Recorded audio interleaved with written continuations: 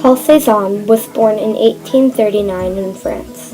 His father, Louis Auguste, was a hatter and soon became a successful banker, which meant his family had a lot of money.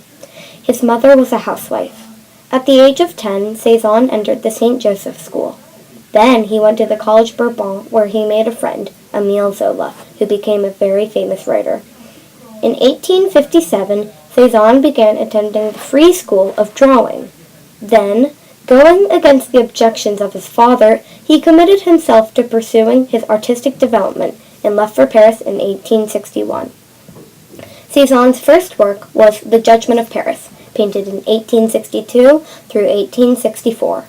This painting depicts Paris judging Aphrodite, Hera, and Athena. I like this painting because it shows the man Paris judging the three. I think he painted this because artists were being judged, Impressionists mostly, at this time. Some people were just not open to this idea. They thought that some paintings were unfinished because you could still see the canvas underneath. Cezanne started out sketching and painting by his father's country home. He was famous for painting his landscapes, usually with a town and some mountains in the background. I think a good example is Mont Sainte-Victoire, painted in 1895. This painting has a small village with a few mountains in the background.